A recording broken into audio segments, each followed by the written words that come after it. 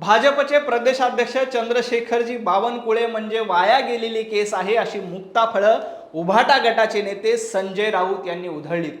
खरं तर संजय राऊत म्हणजे महाराष्ट्राला लागलेला कलंकच म्हणावा लागेल, कारण वाया गेलेली केस आणि समर्थ नेतृत्व यांच्यातला फरक संजय राऊत यांना कधीच कळणार नाही।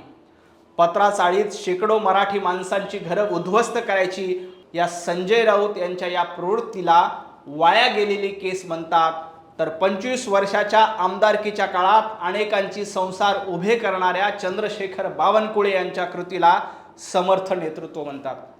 मराठा आरक्षणासाठी काढलेल्या मूक मोर्चाला मुका मोर्चा म्हणणाऱ्या संजय राऊत यांच्या वृत्तीला वाया गेलेली केस म्हणतात, तर 18 पगड जातीच्या लोकांना सोबत घेऊन भारतीय जनता पार्टीची धुरा वाहणाऱ्या चंद्रशेखर बावनकुळे यांच्या कृतीला समर्थ नेतृत्व म्हणतात।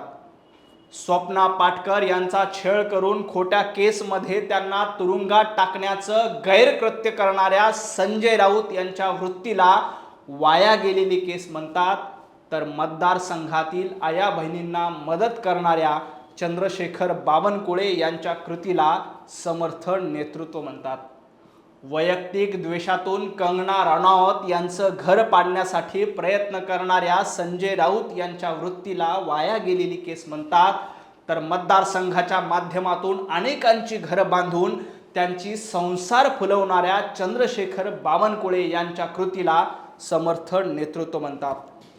लाखो लोकांनी निवडून दिलेल्या महिला आमदारांना कधी वेश्या तर कधी रेडे आहेत असं म्हणणाऱ्या संजय राऊत यांच्या वृत्तीला वाया गेलेली केस म्हणतात, तर पक्षवाढीसाठी पायाला भिंगरी, डोक्यावर बर्फ आणि तोंडात साखर ठेवून महाराष्ट्रभर फिरणाऱ्या चंद्रशेखर बावनकुळे यांच्या कृतीला सक्षम नेतृत्व म्हणतात।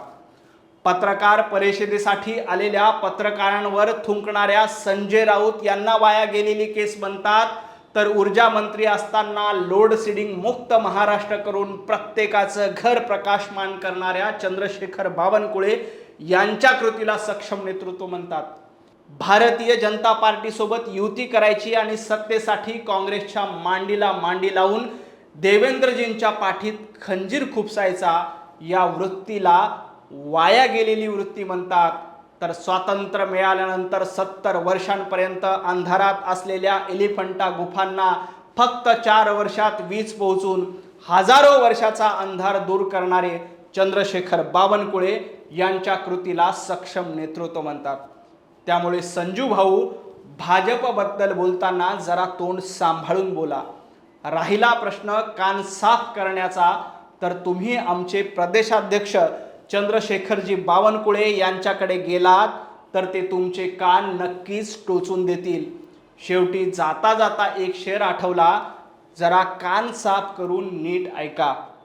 जो खुद है बदनाम वो इल्जामों से भरे है, जो खुद है बदनाम वो इल्जामों से भरे है, जो अंधेरों को मिटाए वही सच्चे रास्ते पे खड़े हैं।